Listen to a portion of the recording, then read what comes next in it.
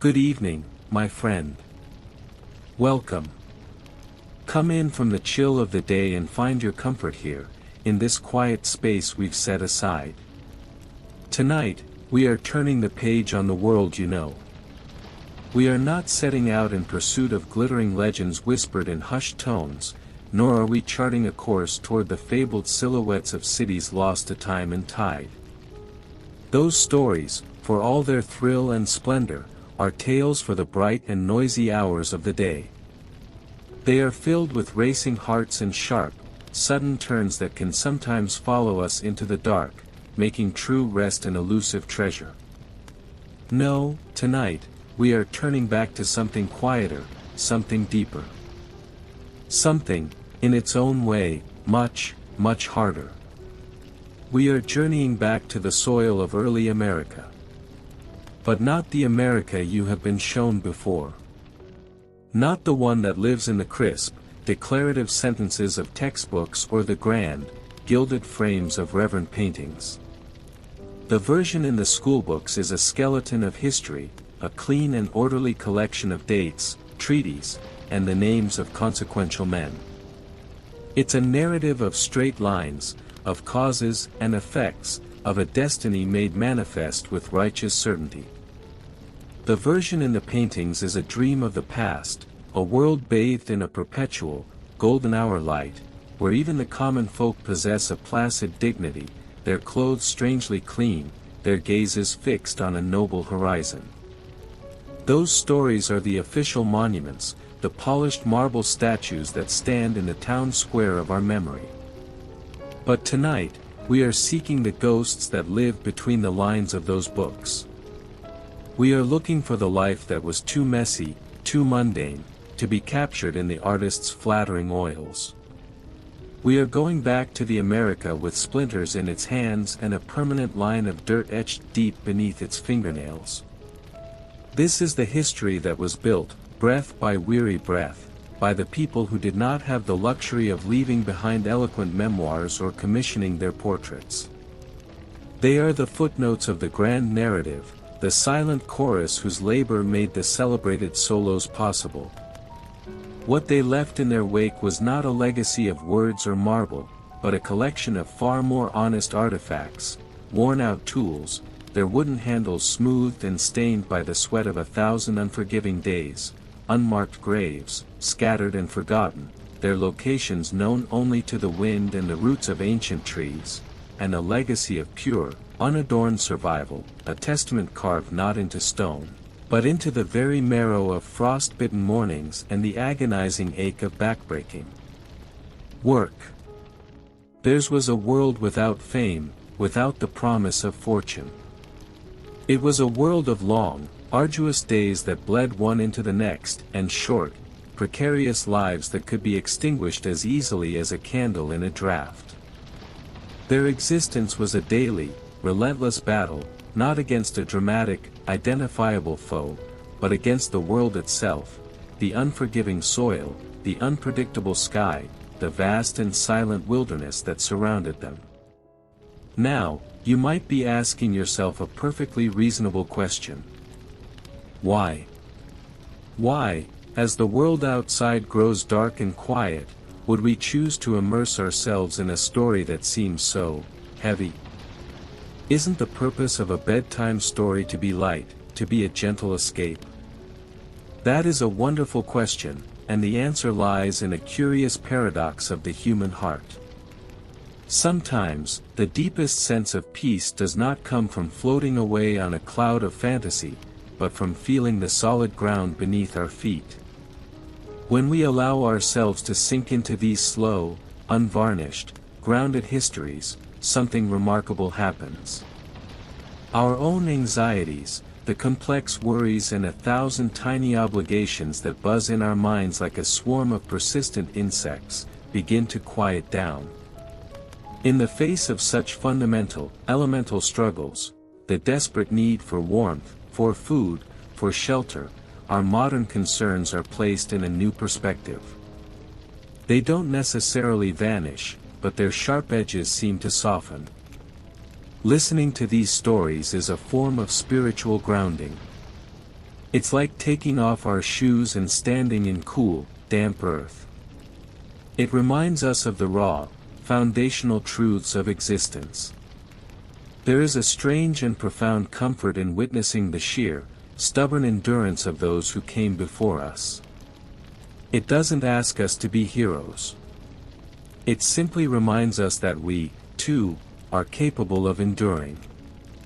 So, if this kind of slow, quiet history helps you to unwind, if it feels less like a burden and more like a weighted blanket for the soul, then feel free to like this video, to subscribe to this channel. But only, and I mean this sincerely, only if it truly helps you to rest. And before we go further, I'd love for you to do something for me, if you feel so inclined. In the comments below, let me know where in the world you are listening from, and what time it is for you. It brings me a quiet joy to see who else is out there, drifting off to the past at the same quiet hour. To know that in London or Lisbon, in Toronto or Tokyo, there is someone else, wrapped in the stillness of their own night, joining this silent pilgrimage. It makes the world feel a little smaller, a little warmer. So now, let's prepare our vessel for this journey.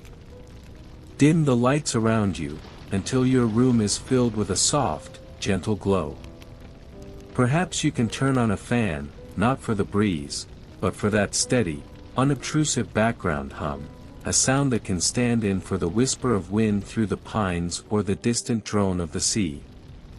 Wrap yourself up in something warm, a blanket or a quilt that feels like a gentle hug. Let its weight be a comfort, a reminder that you are safe, here and now. There. Are you comfortable?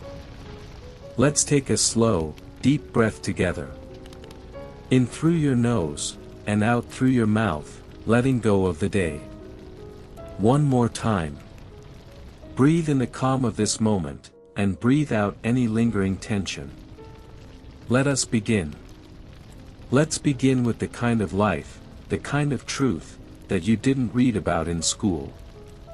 You were told, of course, that it would be hard. Everyone who spoke of the new world, their eyes gleaming with either piety or the prospect of profit, used that word. It will be a hard life, they'd say, but a righteous one. The work will be hard, they promised, but the rewards will be your own. But your understanding of hard was shaped by the world you knew. You imagined it in the way a long hike is hard. A manageable challenge. You pictured some discomfort, yes, muscles aching after a day of walking, the familiar pangs of hunger before a simple meal. You anticipated some bad food, perhaps biscuits that were a bit too tough, or salted meat that was a bit too lean. You were prepared for a few cold nights spent huddled under a thin blanket, listening to the unfamiliar sounds of the wilderness. You saw it as a temporary trial, a period of sacrifice that would ultimately lead to a promised reward, a plot of land, a measure of freedom, a new beginning. It was a price you were willing to pay. What no one told you, what they perhaps did not know themselves, or simply could not find the words to describe, was the true nature of this hardship. No one told you that it would not be a swift, clean break with the past, but a slow, methodical breaking of your very self. They didn't tell you that it would be thorough, seeping into your bones and your spirit with the dull, relentless persistence of seawater grinding down a stone. It wouldn't be a heroic battle. It would be a slow, quiet erosion. Because the Atlantic crossing is not an adventure. It is an ordeal.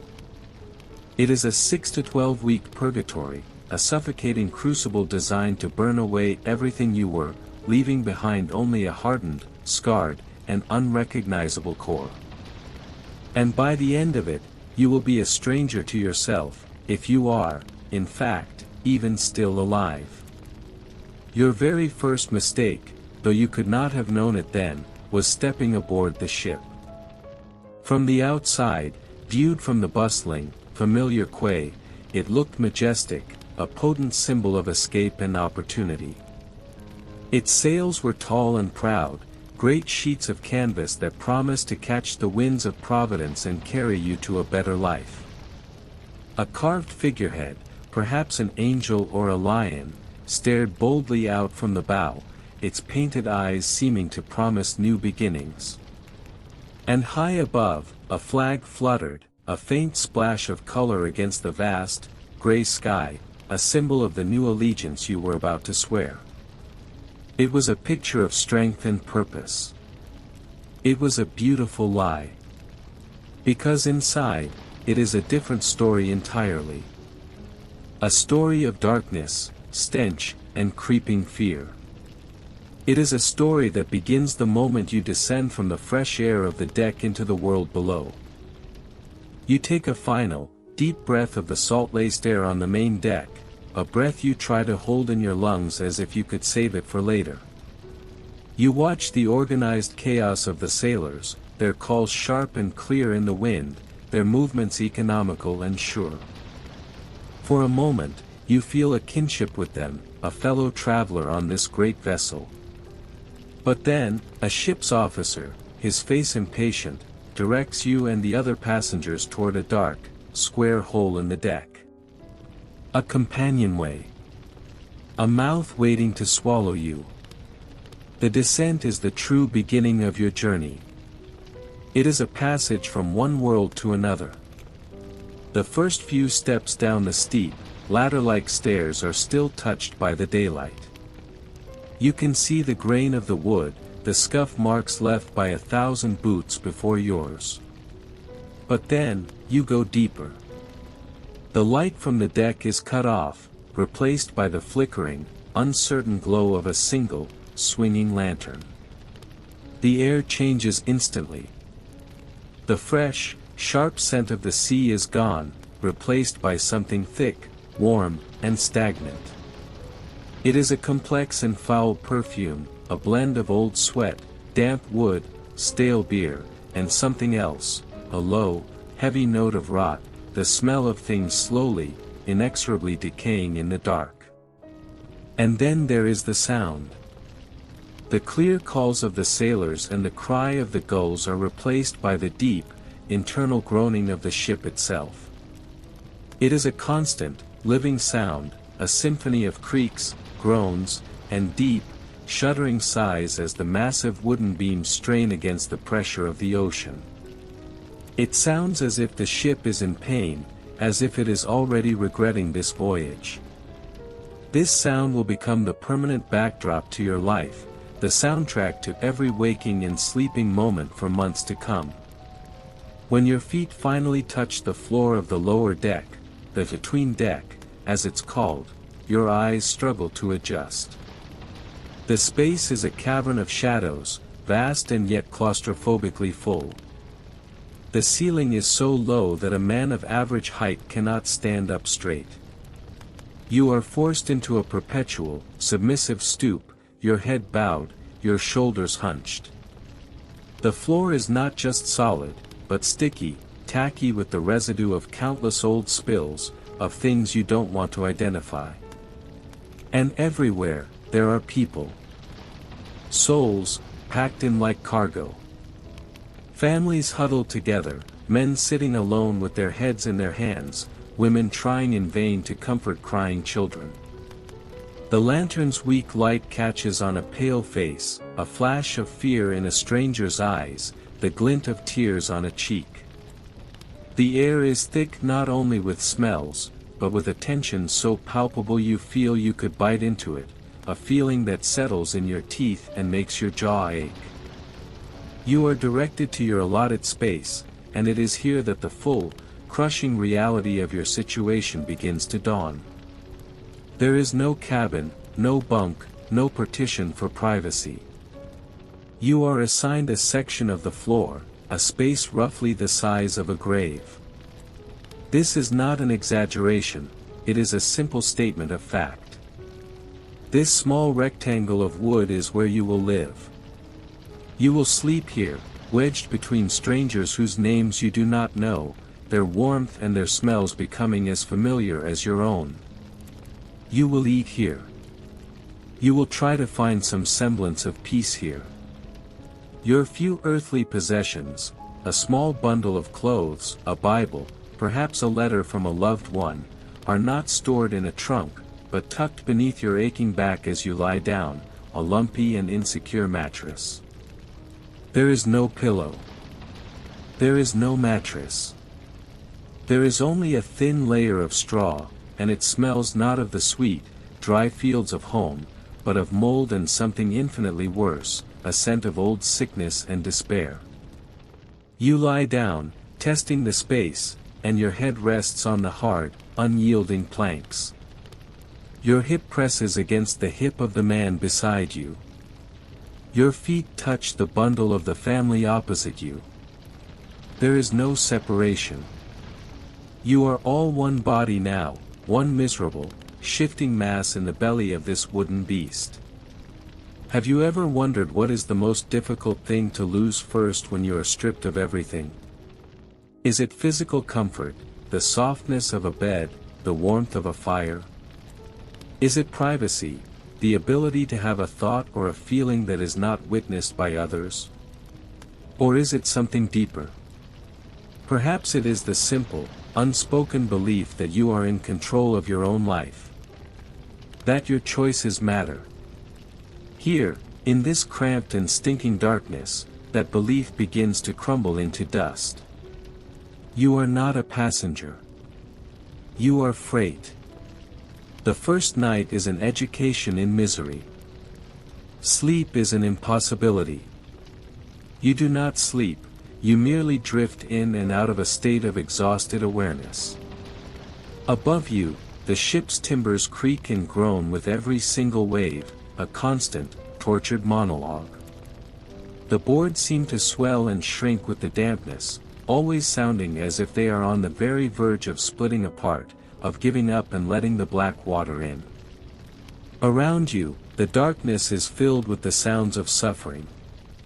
People shift and turn in their shallow, restless sleep.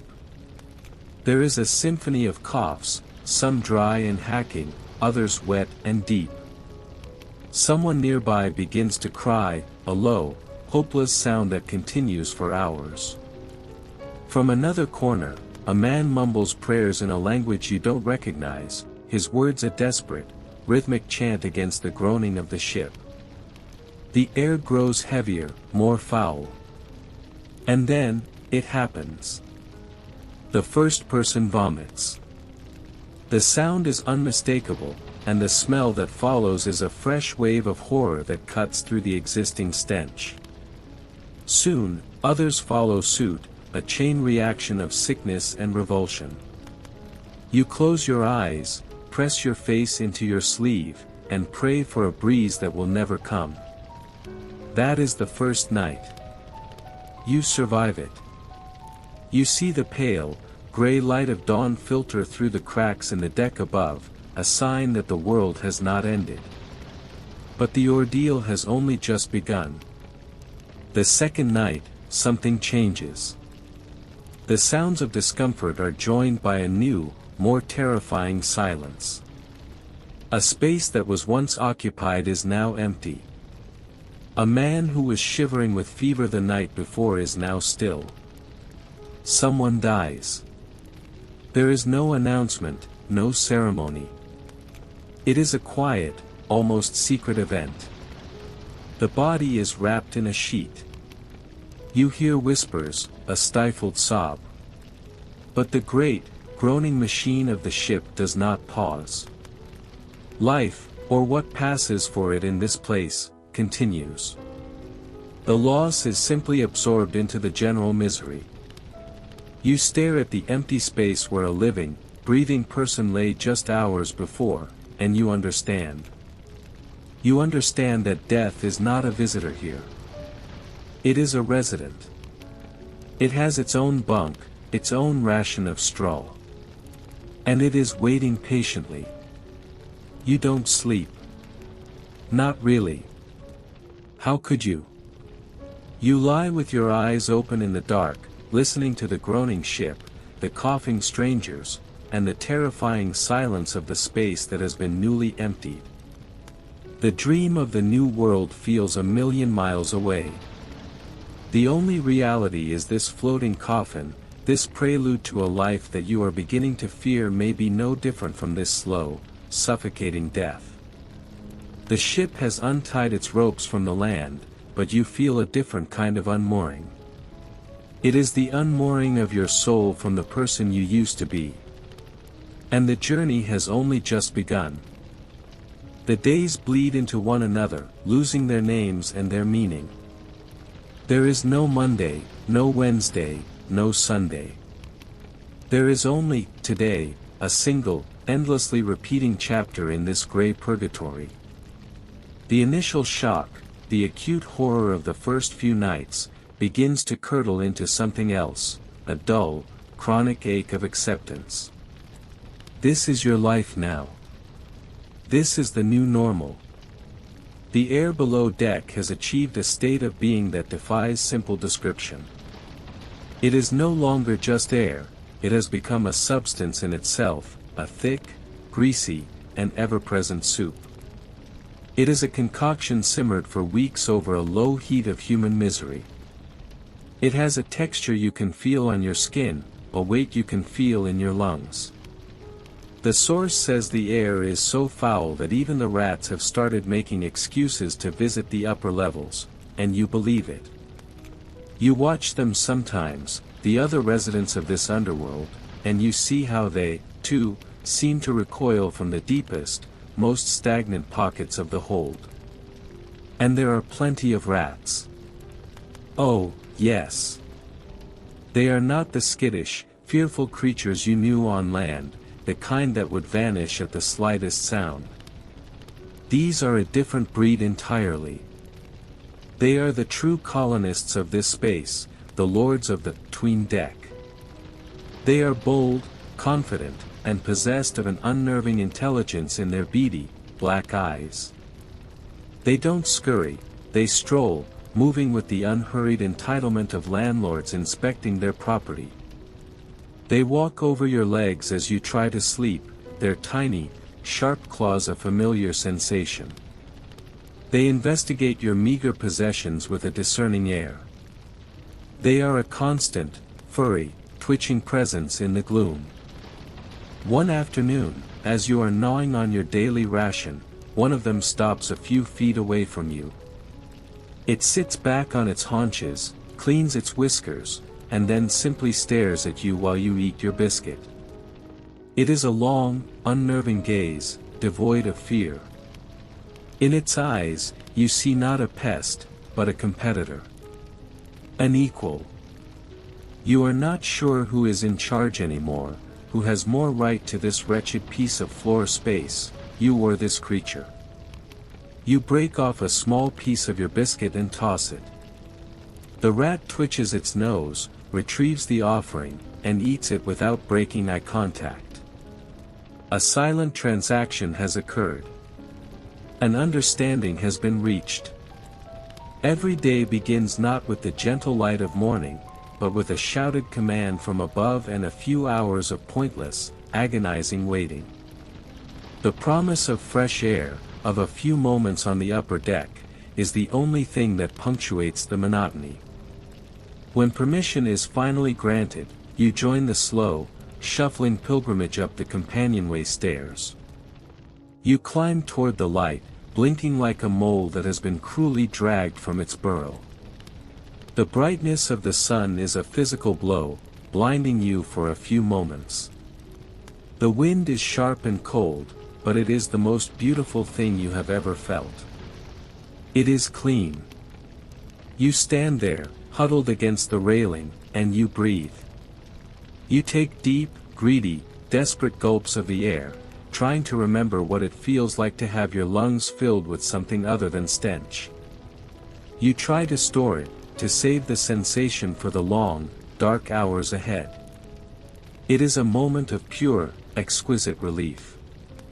And then, someone nearby lets out a wet, hacking sneeze in your direction, and the spell is instantly broken. The moment is over. You are still trapped with the sick and the dying. Soon, the order comes to go back down, and you descend once more into the foul, familiar darkness, the memory of the clean air already fading like a half-forgotten dream. Meals are not meals. They are not moments of nourishment or pleasure. They are stark, recurring events of survival. The menu is unchanging. There is salted pork, preserved in so much salt that it is less like food and more like a reddish-gray plank of leather. It is so tough you imagine it could be used as ship armor. Chewing it is a monumental effort, a task that makes your jaw ache and your teeth throb. There are dried peas, hard little pellets that roll off your tin plate or spoon as if they are actively trying to escape their fate. Chasing them around in the gloom becomes a pathetic and frustrating little game. And then there is the centerpiece of every meal, the ship's biscuit. It is not bread. It is a rock-hard slab of flour, salt, and pure, unrelenting boredom. To eat it dry is to risk your teeth. You've seen a man spit out a molar after a particularly ambitious bite. The only way to make it edible is to soften it. If you are lucky, you can dunk it in your ration of water or weak, sour beer. You submerge it, wait for it to absorb the liquid, and then consume the resulting sludge. If you are unlucky, there's a wriggling insect larva, a weevil, floating in the beer you're about to use. You pause for a moment. You look at the bug. You look at the rock-hard biscuit. You sigh. You dunk the biscuit anyway and drink the beer, bug and all. Everyone does. Protein is protein, some joke. But no one laughs. Drinking water is another daily insult, a fresh reminder of your degradation. The water is stored in large wooden barrels, and over the weeks, it has become a living entity. It is thick, greenish, and slimy, with a sour, vegetal taste that coats your tongue. Some of the more resourceful passengers, those who had the foresight to bring a small supply, try to flavor it with a splash of vinegar or a squeeze of precious, shriveled citrus. It helps, but only a little. Most, however, didn't think to bring such luxuries. A few of the braver souls, or perhaps just the more desperate, will try to drink rainwater they've caught in a bucket during a squall, praying that it's cleaner than what sloshes in the cask. You know the unspoken truth, the spoiler to their hopes, it is not. The rainwater is contaminated by the filth of the deck, the tar of the ropes. But it tastes different, and at this point, different is a blessing in itself. It is a strange thing, the human capacity for adaptation. You are living in conditions that would have horrified you, that you would not have thought survivable just a few weeks ago. You are eating food you would not have fed to a dog. You are drinking water that is closer to pond scum. You are living side by side with rats and disease. And yet, you are living. Your body and your mind are, slowly and begrudgingly, adjusting. The horror is becoming normal. Is this resilience a triumph, a testament to the strength of the human spirit? Or is it a quiet tragedy? When we learn to endure the unbearable, have we conquered it, or have we simply lost the part of ourselves that knew it was unbearable? You chew your sodden, weevil-seasoned biscuit, and you don't have an answer. You only know that you are hungry, and this is what there is to eat. For days, the ship has been gliding through a world of monotonous gray. The sea and the sky have been nearly indistinguishable, a seemingly endless, placid expanse that has lulled you into a state of weary resignation. But then, a change begins. It is subtle at first. The rhythm of the ship's rocking, a rhythm your body has unwillingly learned, starts to feel different, more erratic. The sea, once a dull slate, takes on a dark, bruised, purple-black hue. The wind, which had been a constant, low murmur, begins to rise in pitch, developing a sharp, mournful howl that seems to creep through the very planks of the ship.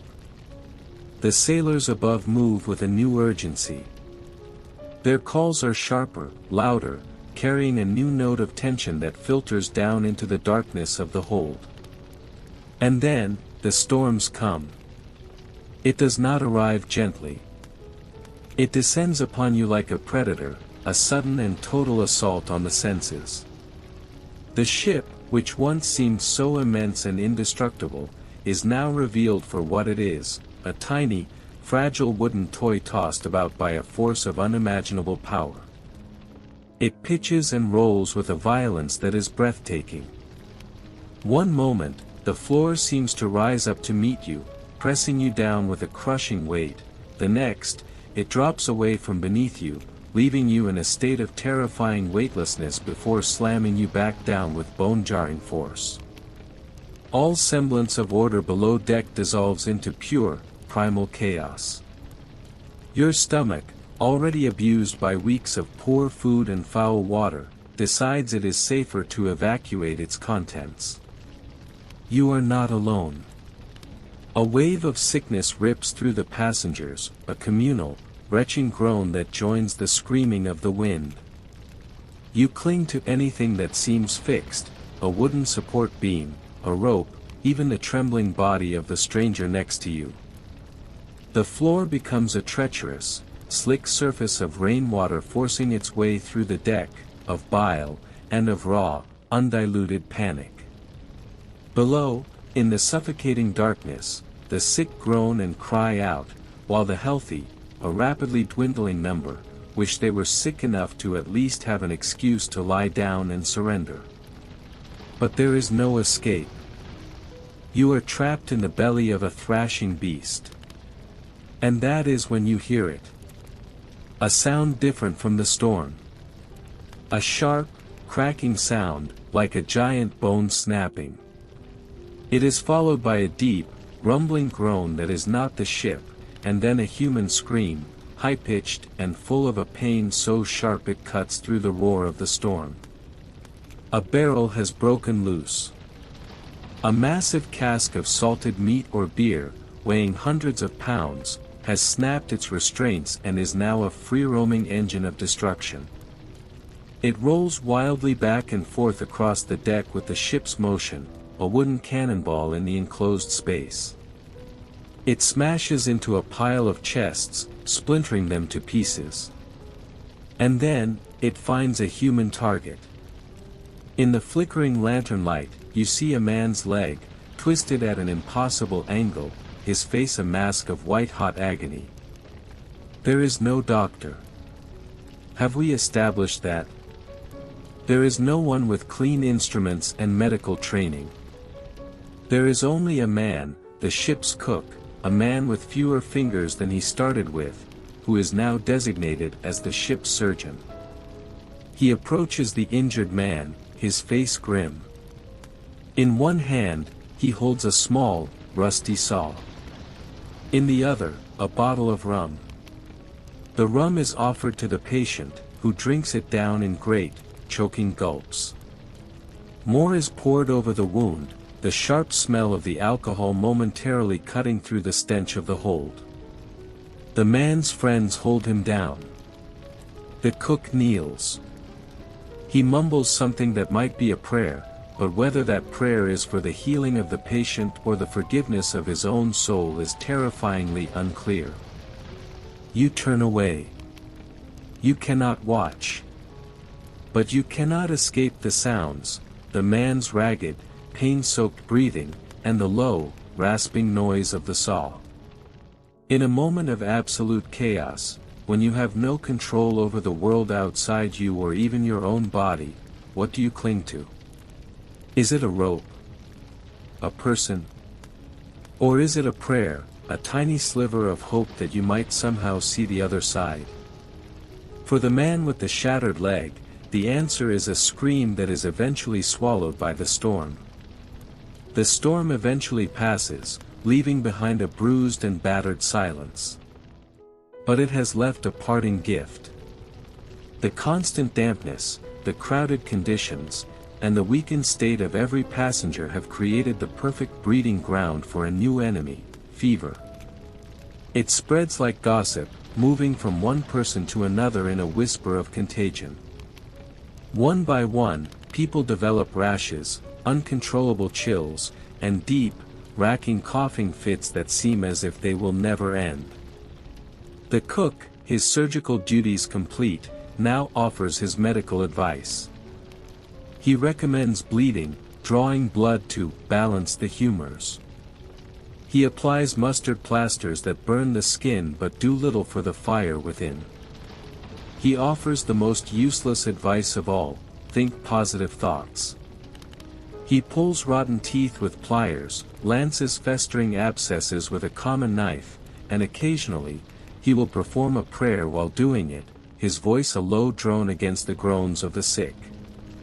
Some get better. Most get worse.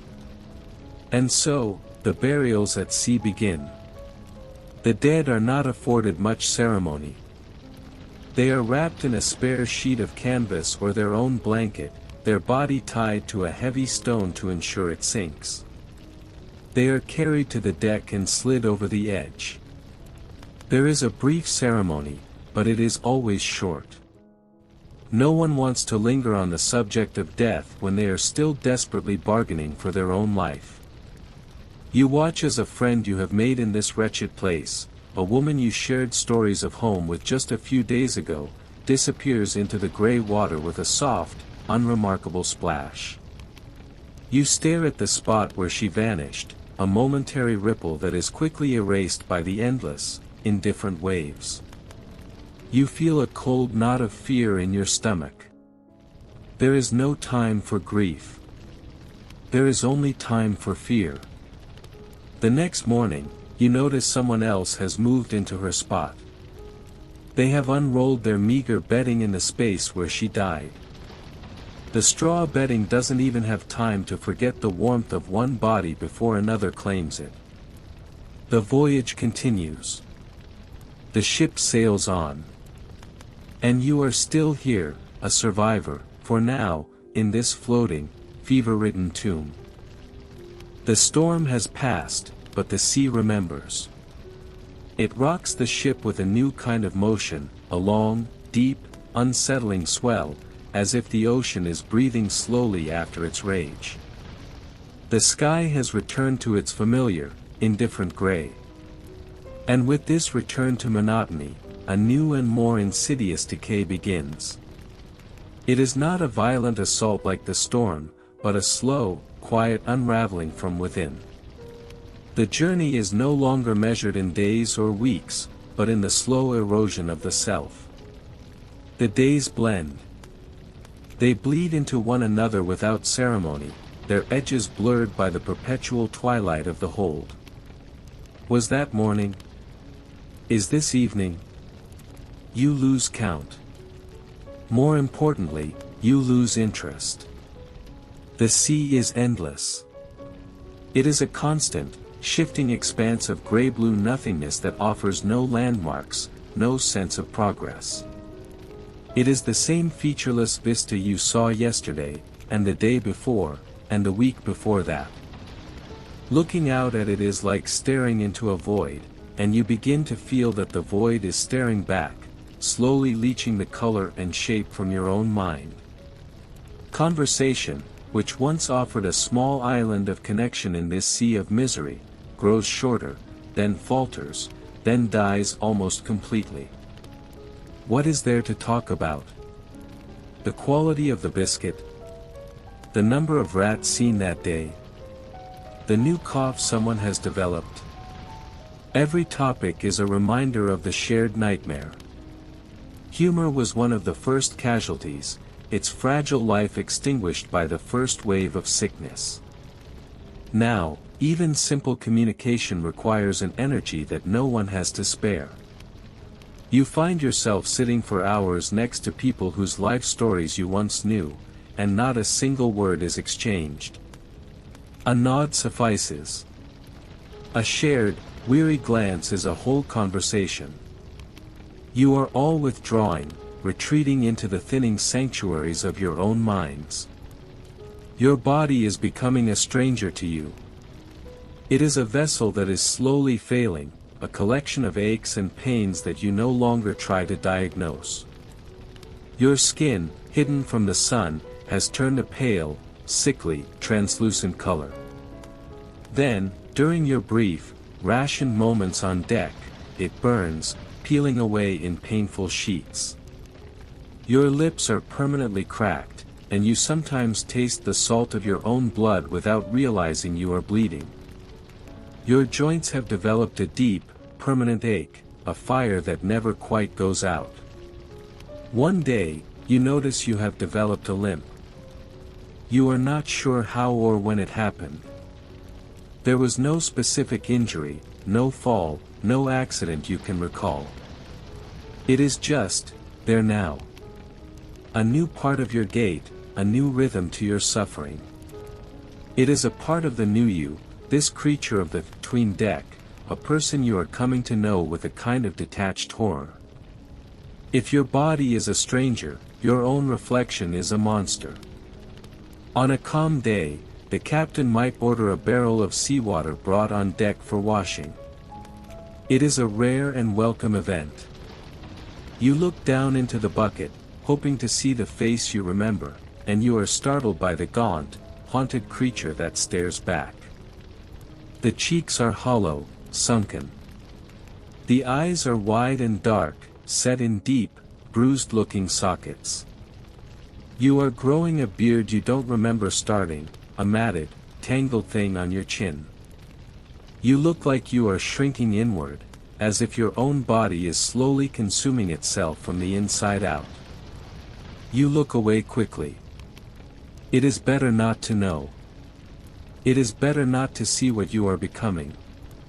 If all the external markers of your life were taken away, your home, your work, your routines, even the comforting sight of your own familiar face, how would you know you are still you?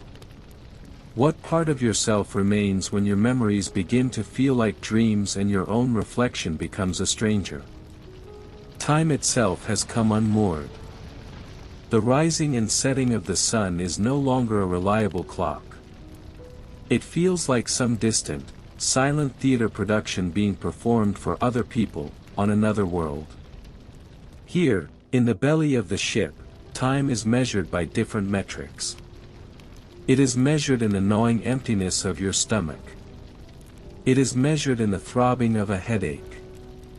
It is measured in the duration of a coughing fit, and in how many of the ship's rats you have managed to name before they mysteriously disappear, likely into someone else's desperate, hidden pot. At night, the dreams are worse than the days. They offer no escape, only a different flavor of torment. You dream of falling, an endless, silent plunge into a black sea. You dream of drowning, the crushing weight of water filling your lungs. You dream of arriving at the new world, only to see the shore recede with every step you take towards it, a cruel, endless treadmill of hope and despair. You dream of food, magnificent feasts laid out on long tables, but it is always just out of reach. You dream of your family, the ones you left behind, but in the dream, they do not recognize you.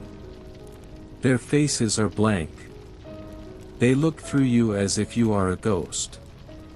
You wake up with your heart pounding, your body slick with a cold sweat, the relief of waking quickly replaced by the misery of remembering where you are. The ship has become a kind of hellish, floating village, complete with its own grim social politics. There is the man who snores so loudly it sounds like he is choking on his own tongue. There is the woman who weeps quietly every single night. There is the other woman who tells stories from her village, repeating the same tales over and over until someone, their patience finally worn away, begs her to stop. And of course, there is you. You are the one who has found a particular section of the wooden wall and have taken to just staring at it for hours, finding a strange comfort in its predictable grain, its unchanging pattern of stains and cracks. Worst of all, perhaps, is watching the children. The children on board don't cry anymore. The crying stopped weeks ago. It requires an energy they no longer possess. They sit in corners, bundled in whatever rags they have, their eyes wide and distant and frighteningly old. They don't play. They don't speak. They just watch. You see them, sometimes, licking the condensation off the side of a damp barrel, a desperate, silent attempt to find a single drop of moisture. They are learning the primary lesson of this voyage, a lesson some of the adults are still struggling to accept. They are learning that hope is a heavy, useless piece of luggage. It is a thing best left on the shore you have already forgotten. And yet, a strange and quiet transformation takes place.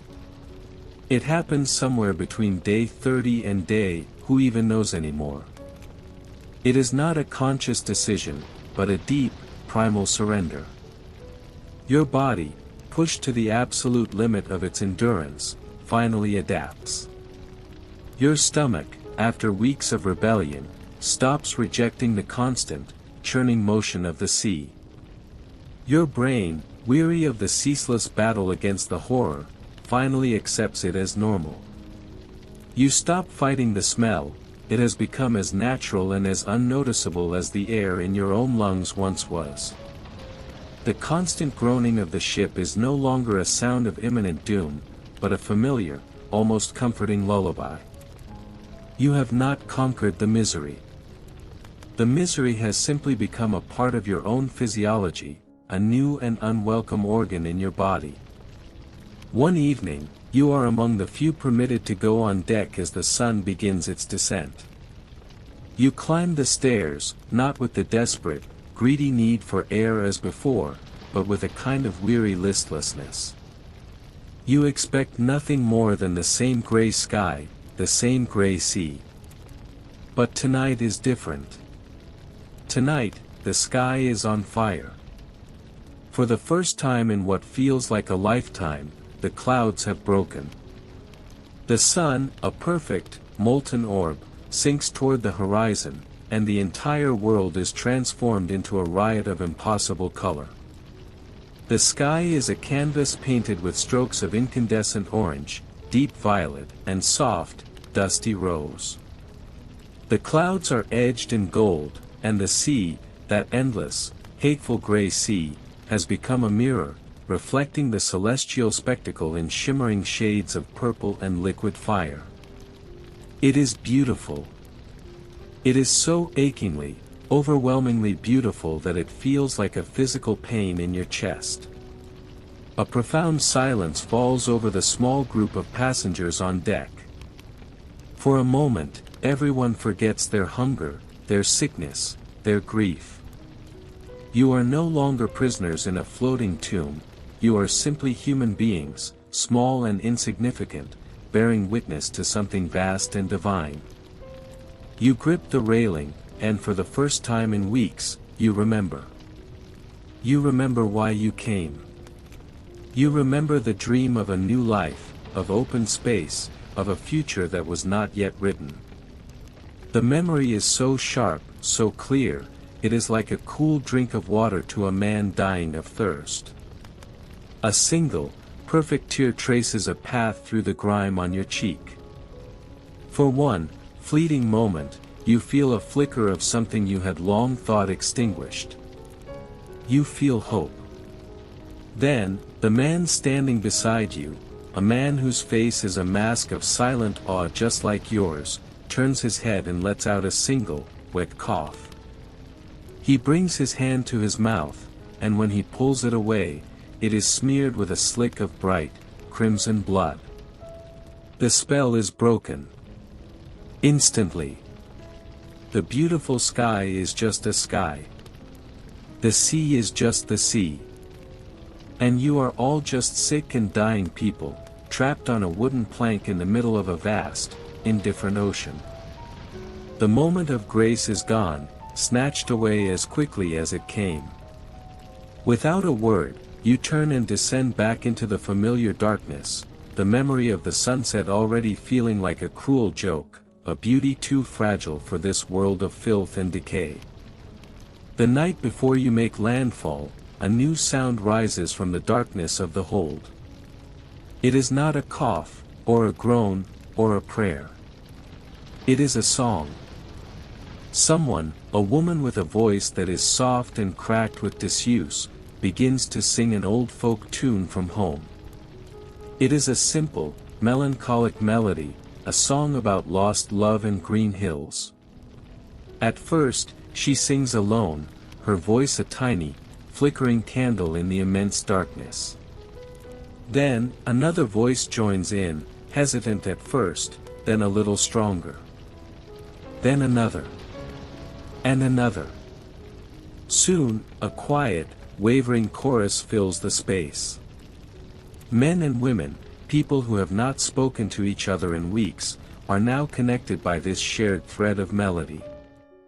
It is not a joyful sound. There is no celebration in it. It is, as the source so perfectly describes it, more like a ritual. It is a lullaby. But you are not singing to soothe a child. You are singing a lullaby for the parts of yourselves that are about to die. You are singing goodbye to the person you were, the person who remembered soft beds and clean water and a life that was not a constant struggle for the next breath. You are singing a funeral dirge for your own past. And in doing so, you are clearing a space for the person you must now become. The person who will have to try and farm a swamp with a single shovel. The person who will have to build a home in a wilderness that does not want them there. The person who will have to bury their own children. The song is a quiet acknowledgement of the transformation that is already complete. It is the final, somber rite of passage. When you finally do reach the shore, there is no grand crescendo. There is no triumphant music. There is only the rough, grating sound of the boat's hull grinding onto a rocky, unwelcoming beach. You stumble out onto the land, and you feel nothing. Nothing but a profound, bone-deep exhaustion that transcends the physical. It is an exhaustion of the soul. The land that greets you is wet, cold, and utterly silent. There are no welcoming committees, no cheering crowds. There are only tall, dark trees that seem to press in on all sides, and a low, gray sky that weeps a steady, miserable drizzle. You take a few steps onto this new world, and then you kneel. You do not kneel to pray. You do not kneel to kiss the ground. You kneel simply because your knees, your spirit, your entire being, can no longer support your own weight. You are not the hero of this story, you realize. You are not the brave pioneer who has conquered the sea. You are just the survivor of the prologue. You glance back, over your shoulder, at the ship. It is already turning. The sailors are already preparing to leave, their movements efficient, impersonal. There is no ceremony of farewell. There is no offer of rescue, no possibility of return. The ship, your prison for these past months, is now your last, receding link to the world you once knew. It shrinks on the horizon, and then it is gone. You are here now. Utterly and completely alone. You have arrived. And a terrifying, unspoken thought flickers through your mind as you stare into the silent, dripping forest. You wouldn't have lasted a day back then. You would not have survived this. But that person is gone, buried at sea. And you, this new person, have no choice but to stand up and face what comes next. You are standing on the edge of the new world. Your boots make a soft, squelching sound in the unfamiliar mud, a sound that seems impossibly loud in the profound silence. The wind, relentless and sharp, gnaws at the exposed skin of your cheeks. And a quiet, creeping dread, cold and heavy as a wet stone, begins to settle in your chest. This moment, this should be a triumph. This should be the culmination of all that suffering, the reward for enduring the voyage. You should feel a surge of victory, of relief, of profound gratitude. You have made it. You have survived. But as you stand here, shivering in the damp air, you feel none of those things. Instead, it feels like you have made a terrible mistake, a mistake that hasn't yet had the courtesy to fully introduce itself. Let's be perfectly clear about one thing. Early America is not waiting for you with open arms. It does not offer you a welcoming feast, or a warm bed, or a brightly painted sign that says, "Glad you made it." It offers only a cold, damp, and strangely silent indifference. The trees are the first thing you notice as a collective entity. There are trees everywhere, so many trees. They are tall and dark and stand unnervingly close together, their high branches interlocking to block out the weak, gray light. They seem to be whispering to one another, sharing secrets in a language you don't understand. They feel less like a forest and more like a crowd of silent, watchful giants. You try to force your cracked lips into a smile, an attempt to convince yourself that this is the beginning of something noble, something grand. But the wind seems to steal that smile from your face before it can fully form. Welcome to a continent that neither asked for you nor particularly cares that you now exist. There is no settlement here. Not in any meaningful sense of the word. What stands before you are perhaps a few wooden huts, crudely hacked together by an advanced party that arrived earlier. They are pathetic structures, their roofs made of rough-hewn planks that look as though they would leak more rain than they would shelter from it. The ground around them is uneven, a chaotic mess of tree stumps, rocks, and tangled brush. Everything is cloaked in a pervasive smell of wet leaves, damp smoke, and something else, something faintly, sweetly rotten. Before you have a chance to even process the scene, you are told to help build. You want to protest that you don't know how to build, that you are a weaver, or a farmer of soft soils, or a shopkeeper. But you don't. You simply pick up a log, its bark rough and cold against your raw hands, and follow the instructions being barked by a man whose only apparent qualification for leadership is that his voice is louder than everyone else's. The work is immediate. There is no orientation meeting. There is no time for unpacking the few possessions you have left. There is no polite, gentle easing into the rhythms of colonial life.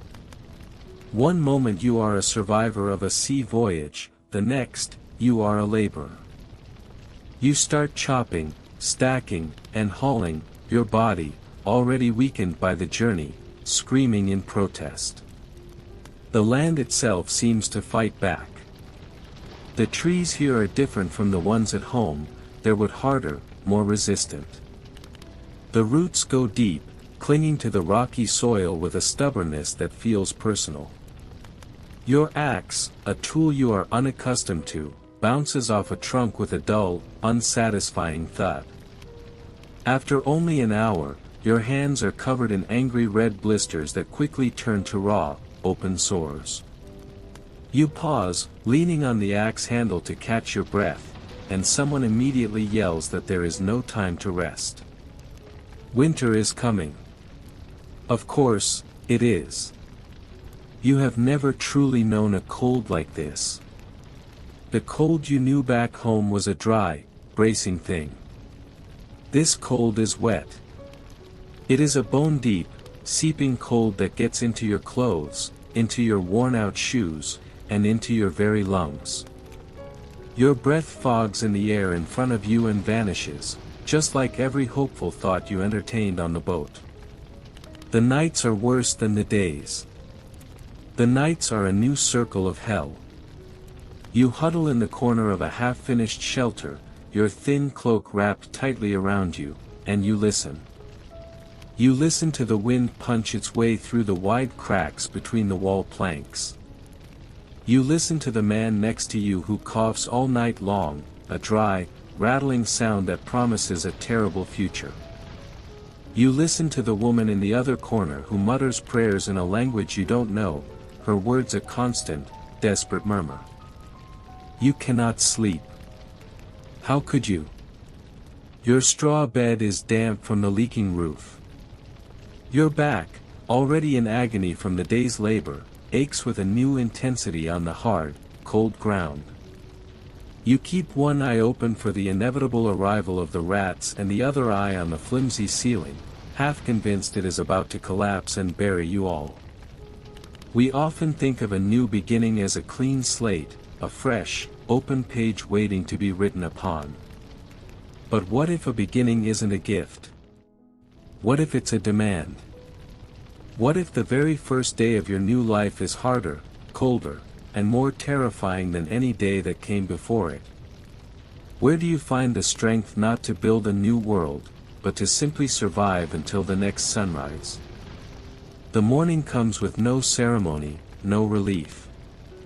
It just arrives, a pale, gray light that reveals the same grim reality. The routine is already set in stone: build, haul, dig, carry. The land does not care that you are exhausted. It does not care that you are grieving for the world you lost. It simply exists, cold and wild, demanding your sweat and your strength, and offering absolutely nothing in return. This is your welcome. A silent, cold, and crushing welcome to the new world. You survived the voyage. You have survived the first shock of arrival. But now, a new companion joins your small, wretched community. It is a presence that shadows you from the moment you wake to the moment you fall into a restless sleep. It murmurs during the preacher's sermons, it grumbles through every strained conversation, and it screams into the void during moments of silence. Hunger is not a feeling here.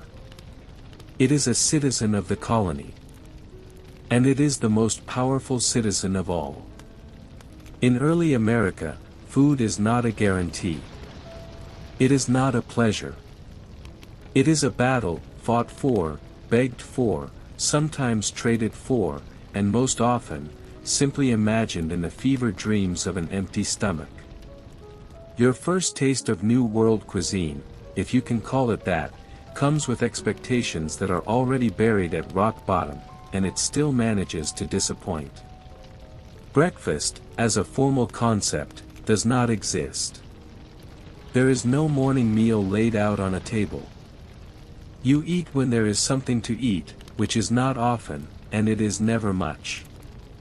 A few spoonfuls of gritty cornmeal mush, perhaps, or a crust of the same dry bread you've been rationing for weeks.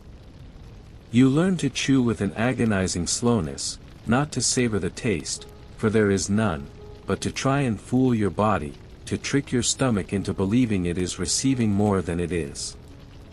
There is no menu, just a daily inventory of desperation, whatever is left, whatever somehow survived the journey, or whatever hasn't yet surrendered to the relentless rot of the storehouse. You try to farm. Or at least, someone who read a book once says you should. You spend backbreaking days clearing a small patch of land, your hands, already raw from building, now bleeding from digging. The soil is not the soft, dark earth of home. It is rocky, thin, and acidic. You plant the precious seeds you carried across the ocean, little kernels of hope for wheat, for barley, for the vegetables of your past life. You water them, you guard them, and you wait. And nothing happens.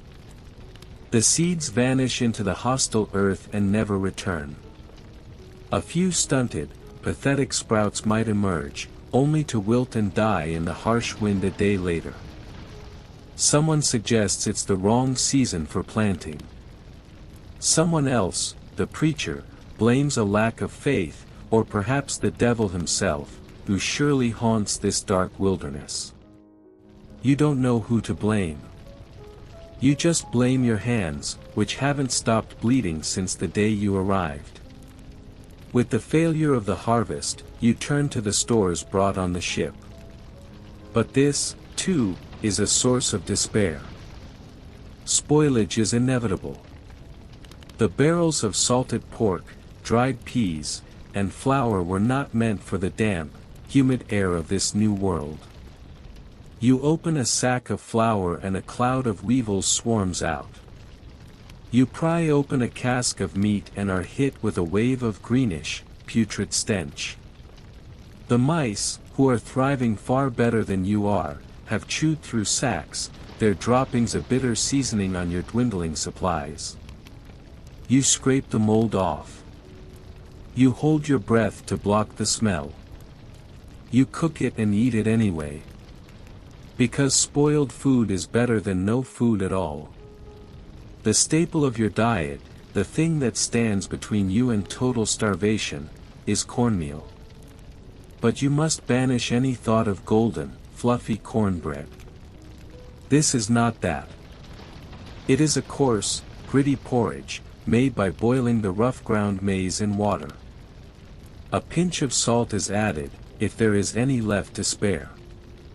You eat it hot in the morning, and you eat the cold, congealed leftovers in the evening.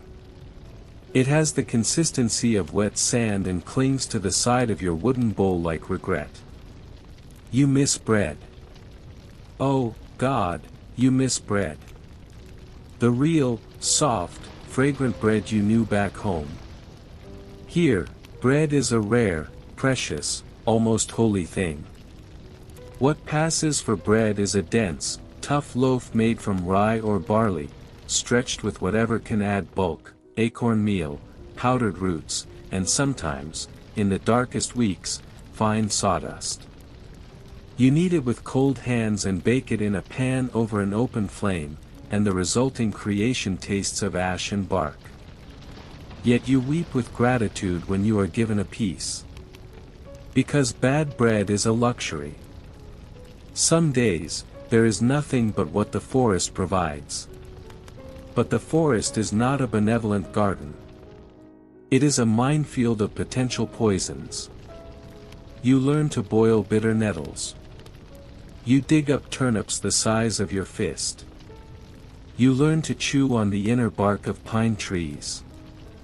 Hunger pushes you to the very edge of reason. You start staring at the few chickens the colony owns, not for their eggs, but with a new, calculating hunger. You find yourself watching a squirrel, not with amusement, but with cold, culinary assessment. You hear terrifying stories, whispers from other settlements, of the starving time, when people were forced to boil their own leather shoes for soup. You laugh nervously when you first hear this. Then you go back to your hut and you take a long, hard look at your own worn-out boots. When you are starving, and you watch those you care about starving, where does morality lie? Does it lie in sharing the last crumb and facing the end together in righteous solidarity? Or does it lie in secretly hiding a crust of bread to ensure one of you might see the next sunrise? What would you do? You feel ashamed for even thinking it. And then the shame is washed away by the next wave of hunger, because shame doesn't fill your stomach. Cooking, when there is something to cook, is an act of desperate improvisation. You have one heavy iron pot. You stir your watery stew with a spoon you carved yourself, a spoon that already has a crack running down the middle. You call the ash that falls from the fire into the pot seasoning. Sometimes, there is a miracle. A deer is caught, or a fish is pulled from the stream. But this bounty must be shared among everyone, divided into tiny, precious morsels. The moment of flavor, of real nourishment, is sweet, short, and gone. And the next day, you are back to chewing boiled roots and wondering how many more meals your teeth can possibly survive. You thought the voyage was hard. You thought the landing was cruel. You thought the gnawing hunger was the ultimate trial. But you were wrong. All of those trials were merely the warm-up act, the prelude to the true test. All of those struggles were skirmishes. Now, you must face a siege. Because winter doesn't care how brave you are. It doesn't care how pious your intentions or how much would you manage to chop in October. Winter is not your enemy. It is your judge. And in this silent, frozen courtroom, it finds every single one of you wanting. It doesn't arrive all at once, in a great, dramatic blizzard. It begins with a series of quiet warnings. The nights grow a little colder, a little longer. You start to see your breath when you speak inside your own hut. The morning frost, once a delicate lacework on the fallen leaves, becomes a thick, hard shell on the rim of your water bucket.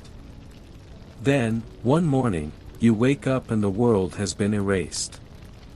The ground, the trees, the entire landscape is covered in a uniform, silent blanket of white. The wind has a new, sharp edge to it, like a razor against your skin. And every single joint in your body aches with a deep, prophetic cold before you even move. Winter has arrived. And it does not knock before entering. Your cabin, if you can even grant it such a dignified name, is no match for this new adversary. It is a box of planks, nailed together in a desperate hurry. There is a roof, more or less. There are walls, kind of. But there is no insulation. There are no glass windows to keep out the drafts, only oiled paper or shutters that fit poorly. There is no proper chimney, just a hearth made of stacked stones and mud, with a hole in the roof above it. And there are the gaps. Gaps between the floorboards, gaps in the walls, gaps so wide that a squirrel could poke its head through and, with a curious twitch of its nose, seem to ask how you are coping with your foolish decision to be here. The cold creeps in and it never, ever leaves. You build up the fire, but it is a fickle and demanding god. You sit as close to it as you dare, but it only warms one side of you, the front of your body slowly roasting while your back remains encased in a sheet of ice. Your clothes are perpetually damp. Your socks, if you are still lucky enough to own a pair, are stiff with a combination of old dirt and new frost. Your blankets, thin and worn, smell of mildew and old smoke. At night, your fingers go numb. Then, after a week, your toes stop hurting altogether. You try to pretend that this is a good sign, a sign that you are adapting. It isn't. Wood becomes your entire world. It is your obsession. It is your currency, your hope, your religion. The stockpile you thought was so immense in the autumn vanishes in weeks, not months. You burn through it with a terrifying speed. You start rationing, letting the fire die down to glowing embers, huddling together in the dark, shivering.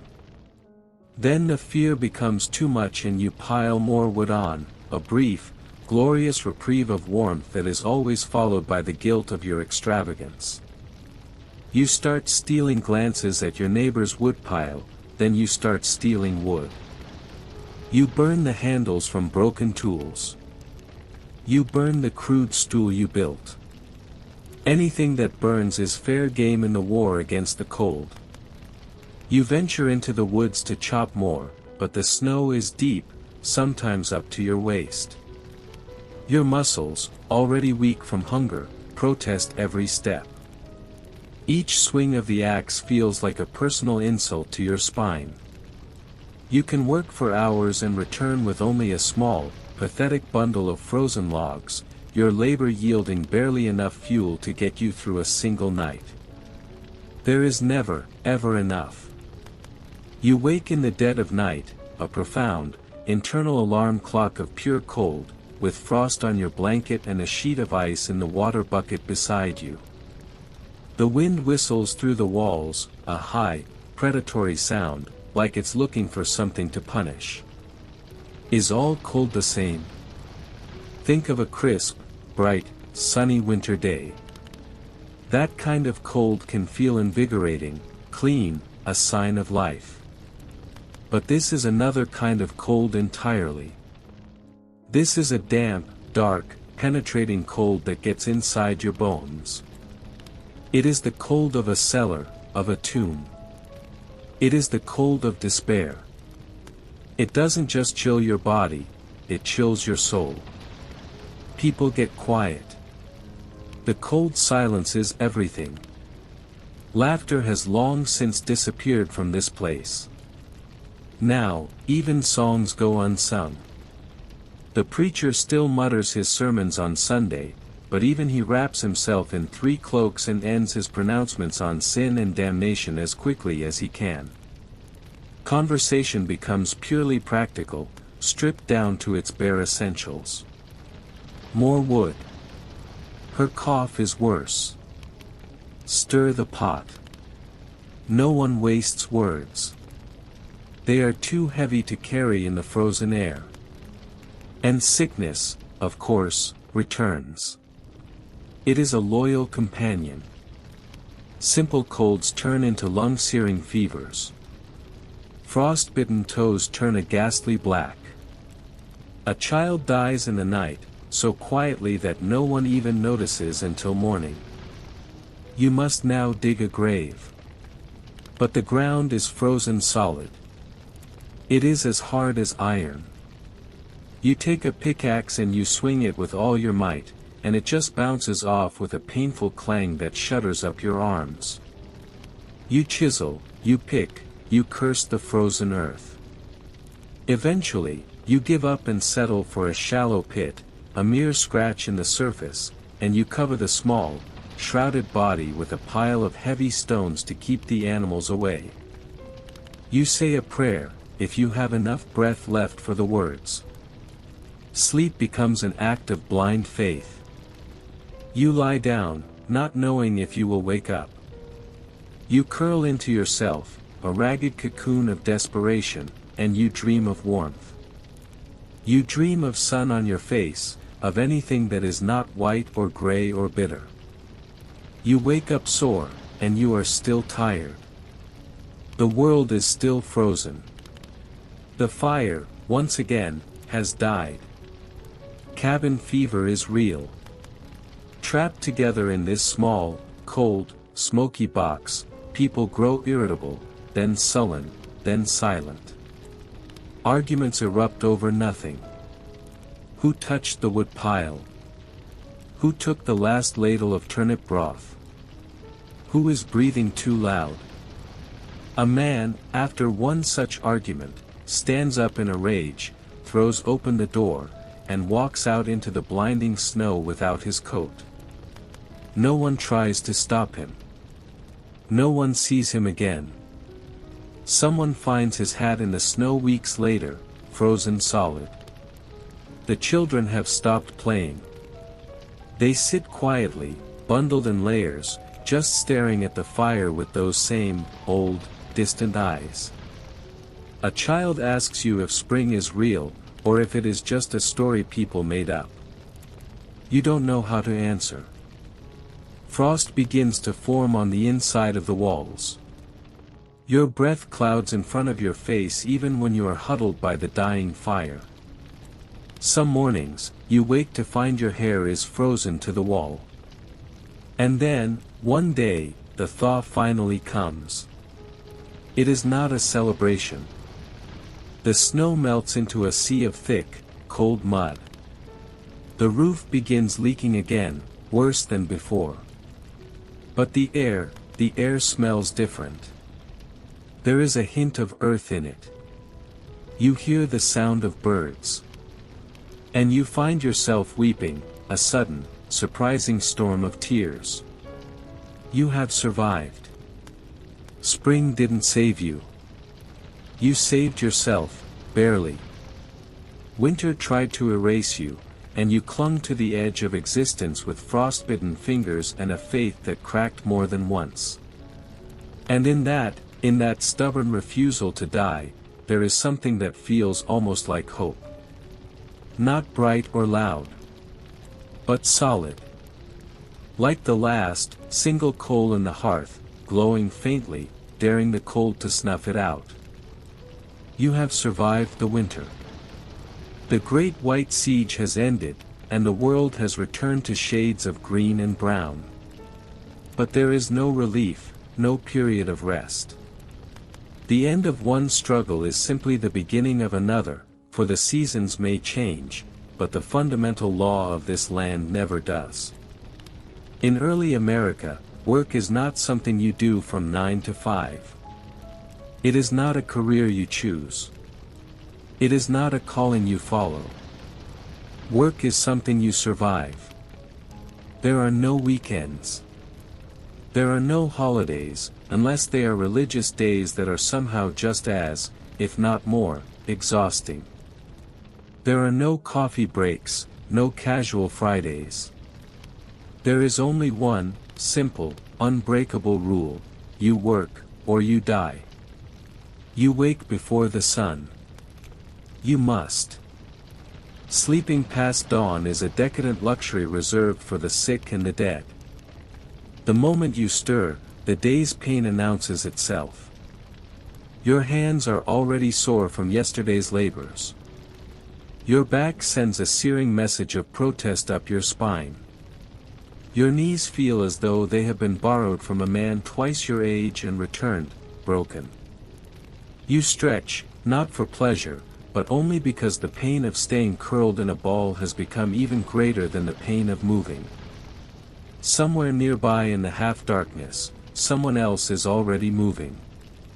You hear the slosh of water in a bucket, the soft blowing on dying embers to coax a new fire to life, a cough from the corner that sounds more ominous than it did last week. Breakfast, if it happens at all, is fast and functional. There is no lingering over a warm cup. You chew on a chunk of stale bread or swallow a few spoonfuls of cold porridge from the night before. You take a sip of weak, sour beer, not for enjoyment, but because the water drawn from the stream is likely carrying new and exciting diseases. And then it is out the door, into the mud, or the cold, or the oppressive heat, depending on which seasonal punishment the weather gods have chosen for you that day. If you are a man, your job is outside. Your life is a constant, grueling battle with the earth. If you are not on the verge of dying from fever or starvation, you are chopping, digging, plowing, or hauling. The fields do not plow themselves, and the forests do not magically transform into houses. You spend your day on your knees, digging up the endless supply of rocks that this soil seems to grow. You till the thin, uncooperative earth with a crude wooden plow, praying for rain, and then cursing that same rain when it comes in a deluge and floods your pathetic-looking crops. You build fences that the wind and the animals knock down in the night. You chop down trees whose wood seems to splinter the very axe you use to fell them. And you always sweat. Your tools are few and crude. An iron hoe, that wooden plow, an axe with a handle that has seen better centuries. If you are one of the lucky few, you have a horse or an ox to help you. If you are not, then congratulations, your own shoulders are the horse now. When a tool breaks, there is no store to buy a new one. There is no mechanic. You fix it with string, with spit, and with a string of creative, desperate swearing. Your clothing itself works against you. Heavy wool in the summer that makes you feel as if you are being cooked alive, thin linen in the winter that offers no protection from the wind. Gloves are a distant memory of a more civilized world. Your hands crack and bleed, splinters become permanent, unwelcome residents in your palms. We often speak of the dignity of labor. But is there dignity in work that only serves to break you? When work is not a choice, not a passion, but a relentless force that grinds down your body and your spirit until nothing is left, what does it mean? Does it make you stronger, or does it simply wear you away? If you are a woman, your workday is somehow even worse. It is everything the men do, plus everything else. You wake the earliest and you go to sleep the latest. Your domain is a world of endless, cyclical, and utterly thankless tasks. You cook, you clean, you sew, you haul, you nurse, you parent, and you mend. You spin wool into thread until your fingers are raw and numb. You knead dough for the day's bread until your knuckles ache. You churn butter until your arms feel like heavy, useless appendages of lead. You chop firewood and you haul buckets of water from the stream, your own back and shoulders just as strained as any man's. And then, after all that, you are expected to serve the evening meal without collapsing from exhaustion. Childcare is not a separate job, it is an added layer of difficulty to every other task. You carry a baby on your hip while you are trying to stir a scalding pot. A toddler clings to your skirts while you are digging up potatoes in the garden. You breastfeed one child while telling another to please, for the love of God, stop hitting the goat with that stick. And no one thanks you. Gratitude is a currency as scarce as sugar. This is simply what is expected. Children do not get a pass. There is no concept of a protected, playful childhood here. As soon as a child can walk without falling over too often, they are put to work. They feed the chickens, they gather kindling, they carry small buckets of water, they spend endless hours picking stones from the fields. A child is not seen as a child. They are simply a shorter worker with fewer rights. Illness does not excuse you from labor. If you are not actively coughing up blood, you are expected to help. A sprained ankle means you learn to crawl to the woodpile instead of walk.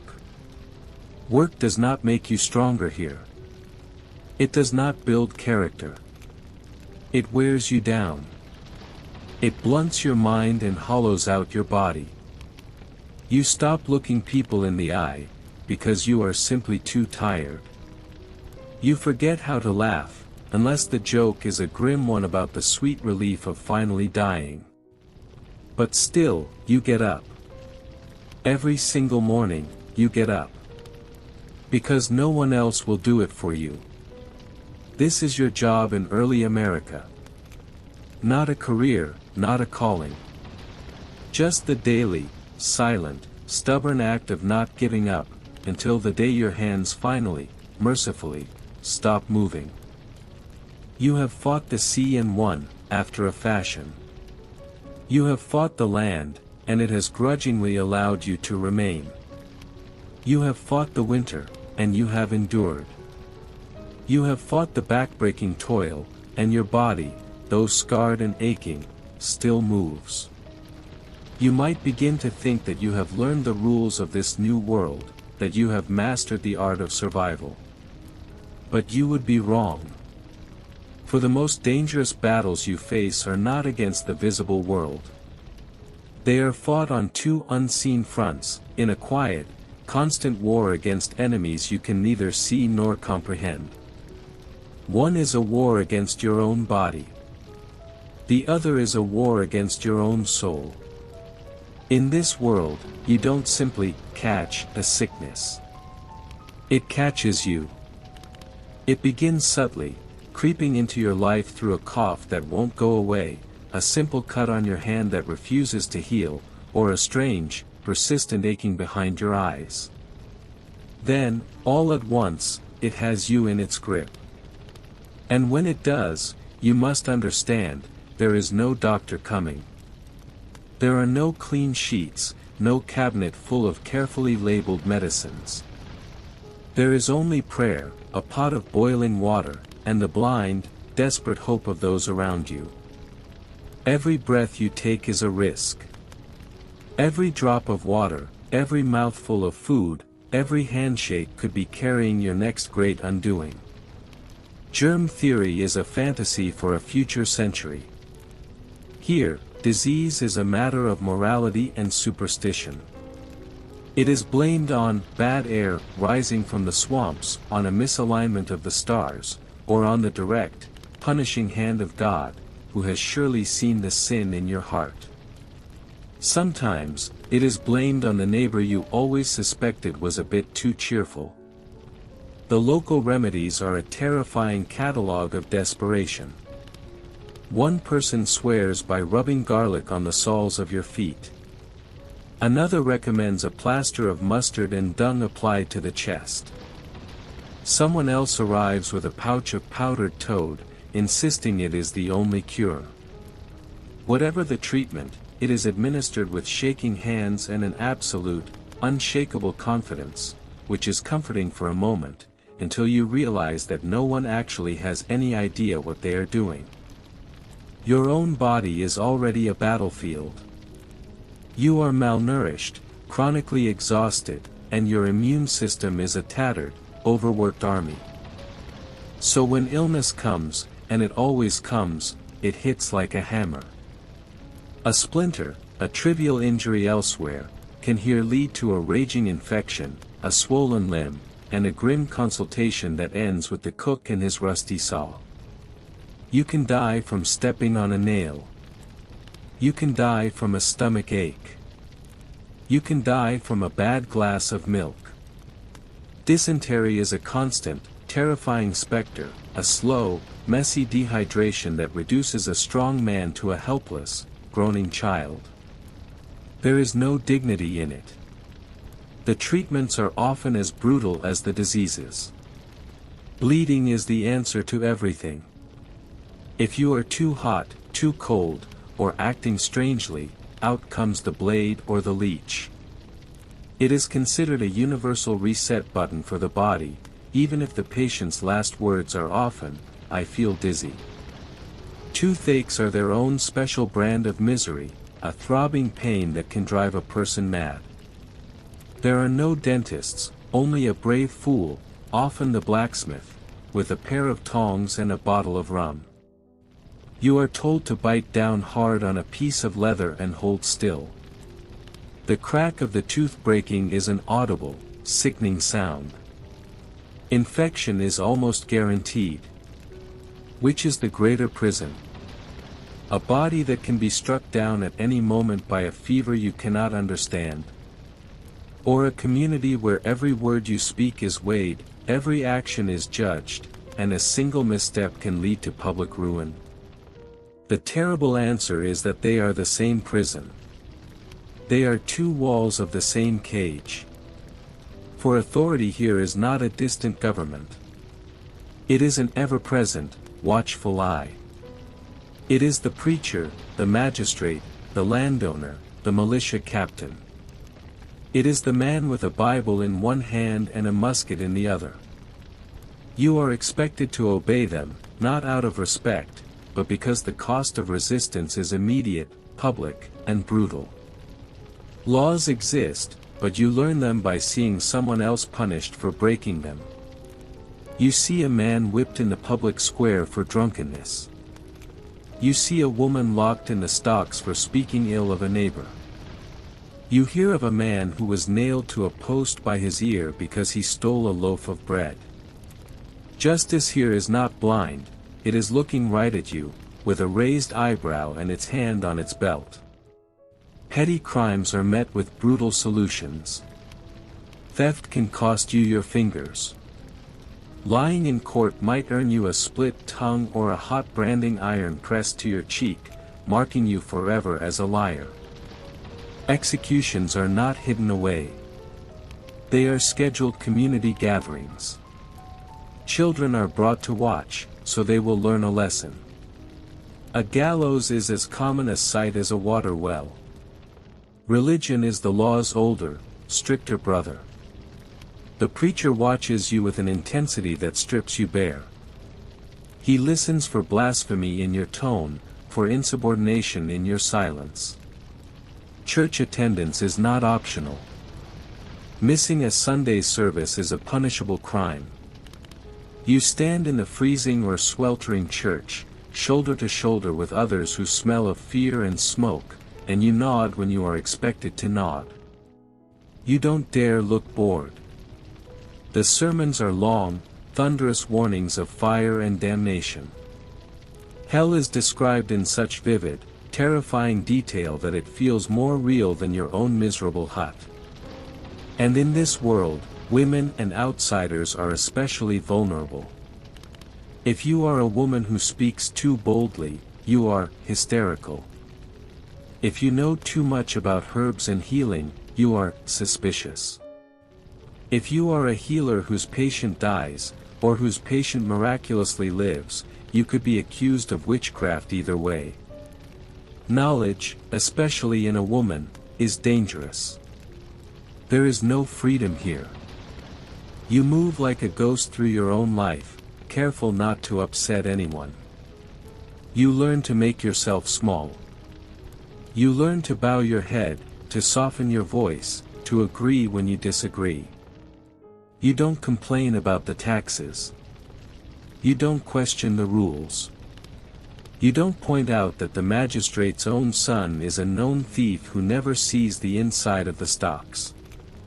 Because you know how quickly a grumble can turn into a whisper into an accusation, and an accusation into a trial you cannot possibly win. There is no revolution in your bones. There is only the quiet, animal acceptance of the shape of your cage. You survive. And so, the seasons turn. The years, heavy and slow, grind on. You survive. But to say you are living is perhaps too generous a term. You are enduring. You are a feature of the landscape now, weathered and worn as the stones in your field. And as you move through the relentless rhythm of your days, there are other stories, other silences, that define the contours of your world. In early America, being a woman is not just a different role. It is a different kind of hardship, a second siege layered upon the first. You do not simply live through the struggle, you do it while carrying everyone else's burden on your back, your own hopes and pains wrapped in homespun linen, holding a child in one arm and a heavy cooking pot in the other. Whatever the men endure in the fields, you are expected to match in the home, and then to keep going long after they have fallen into an exhausted sleep. You rise before the men, not out of virtue, but out of necessity. Someone has to coax the fire back to life. Someone has to haul the water. Someone has to stir whatever is left in the pot from the night before. You move through the pre-dawn darkness, a silent ghost in your own home. Your day is a ceaseless loop of tasks that are both essential and invisible. You knead dough with aching knuckles, you churn butter until your arms are numb, you scrub clothes in the freezing river until your skin is raw, and you patch the same torn shirt for the 10th time by the flickering light of a tallow candle after everyone else is asleep. Your life is lived within a corset, not just the stiff, scratchy garment that binds your torso, but a corset of silence. You are expected to absorb the frustrations of your husband, to suit the fears of your children, to manage the emotional temperature of a home constantly on the edge of despair. If you cry too much, you are unstable. If you shout in anger, you are hysterical. If you know too much about the natural world, about healing herbs and the cycles of the moon, you are dangerous. You learn to speak softly, to bow your head, and to swallow your fury until it becomes a hard, permanent stone in your gut. Pregnancy is not a joyful glow, it is a terrifying gamble with death, and childbirth is a battle fought in a bed of straw, a battle many do not survive. And if your child dies from fever, from hunger, from the cold, you are expected to mourn silently, and to keep working. Because in this world, a woman's work, and her silence, are never, ever done. And then there is the other great silence. The one that watches you from the trees. From the moment your boot first touched this continent's soil, you carried with you not just disease and iron, but assumptions, heavy and invisible. You assumed this place was empty, a blank page waiting for your story. You assumed it was yours for the taking.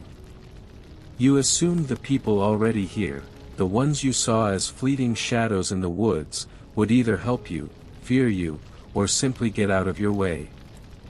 None of those assumptions were correct. The land is not empty. It has paths you cannot see, stories you cannot hear, and names that were spoken long before your own language was ever born. The people are not few.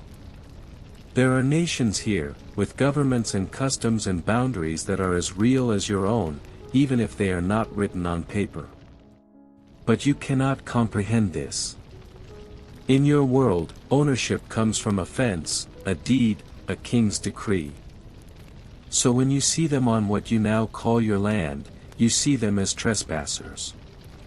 The first encounters are tense and cautious. You trade a knife for some food, a copper kettle for a beaver pelt. They show you how to plant the corn that saved you from starvation, and you call it a blessing from your God, not a gift of their ancient knowledge. They warn you not to settle near a certain stream, and when you do so anyway and a flood washes away your huts, you call it an act of God's mysterious will, not the predictable outcome of your own arrogance. You cannot read their faces, so you decide they must be hiding something. Their silence feels ominous, their smiles feel suspicious. You fear what you don't control, so you build your walls higher. A rumor of a stolen cow becomes justification for a raid. You do not understand their politics, so you assume they have none. You call them savages, not because they are, but because it comforts you. It gives you permission. You recall one night, cold and silent and bathed in a strange, foggy moonlight. A figure stepped out from the trees at the edge of your clearing. They were not armed, not angry. They were just watching. You froze, your hand trembling on your musket. They said nothing. They just looked at you, their gaze steady and unreadable. You tried to speak, to shout a warning, but no words came. And then, as silently as they appeared, they were gone. The next morning, you found a small, woven token beside your door, a tiny, perfect deer made of dried grass. A message. A question. A warning. You did not understand it. You feared it. And so, you burned it without thinking. But you never slept soundly again. Because deep down, you knew. They understood you far better than you would ever understand them. And you knew that the most dangerous thing you had brought to this new world was not your musket, but your ignorance. And so your own life winds down. You do not expect to grow old. A long life here is short, and the days drag like broken oxen through mud. Death is not rare, it is routine. A neighbor dies, and you nod. A child dies, and you sigh. A spouse dies, and you keep the stew warm, because the others still need to eat. You have no teeth left for smiling, no breath left for song. What little energy you have is spent keeping the walls up and the water from flooding the floor. You wake up at 30 and feel 80, your back stiffened into a permanent curve. This is not glory. This is not adventure. This is attrition. A slow wearing down of flesh, spirit, and bone. And then one day, it is your turn. You wake up with the fever, or your heart simply gives out, or you just don't wake up at all. There is no eulogy, no grand plaque. Someone will dig a hole, if the ground isn't frozen. Someone will say a short prayer. And someone else will pick up your tools and get back to work. Because the chores still need doing. So now, as our story comes to a close, as you lie here in your own bed, safe and warm and breathing the clean night air, think of them. Think of the splinters in their hands, the ache in their backs, the quiet, stubborn endurance that allowed them to face one more sunrise. You probably wouldn't have lasted a day in their world. But someone, a long time ago, who was in some small way just like you, did. And that is why you are here. Because in early America, survival was not heroic. It was just what people did. Until they couldn't. As you drift off to sleep now, can you feel it? The echo of their endurance, passed down through generations, a silent legacy of survival in your own bones. Their story is over. But it is also, in some small, quiet way, your own. Rest now. Sleep well.